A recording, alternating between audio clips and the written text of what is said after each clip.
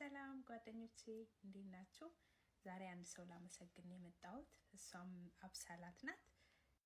ምናልባት ለእናንተም ለቤተሰብ ለወዳጅ ለጎረቤት ሊጠቅም ስለሚችል እስከ መጨረሻው ስሙት። ይሄ ምንድነው? ባህር ዛፍ ለደም ግፊት ጥሩ እንደሆነ ተናግራ ነበር። እሱንም ባለችው መሰረት በራሴ በሆነ ሰው ላይ ሞክረ ነው ያየነውን ለውጥ ላሳያችሁ ፈልጌ ነው።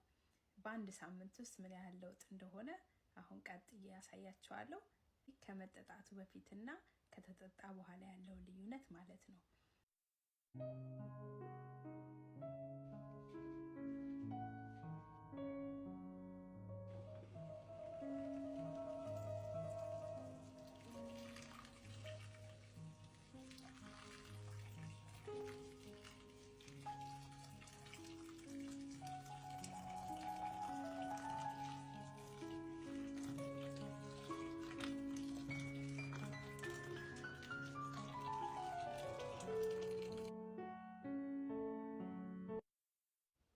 እንግዲህ እንዳያችሁት በአንድ ሳምንት ሙከራ ወደ ኖርማል ተመልሷል።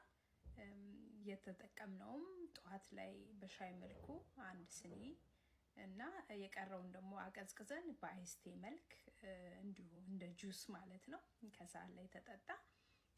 በአንድ ሳምንት ነው እንግዲህ ወደ ኖርማል የተመለሰው እና በጣም በሚገርም ሁኔታ ነው የተደነቅነው።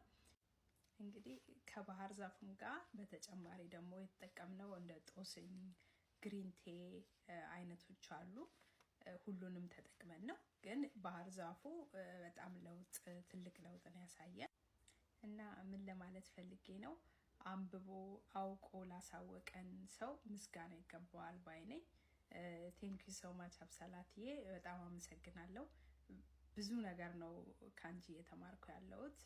ብዙም ነገር እየተጠቀምኩ ነው። ኮኮናት ኦይል፣ ካስተር ኦይል፣ ብዙ ነገር ቅርንፉድ፣ ሁሉም ነገር እኛ ያላወቅነውን ነገር አይተሽ ስላሳወቅሽን እናመሰግናለን። ቴንክ ዩ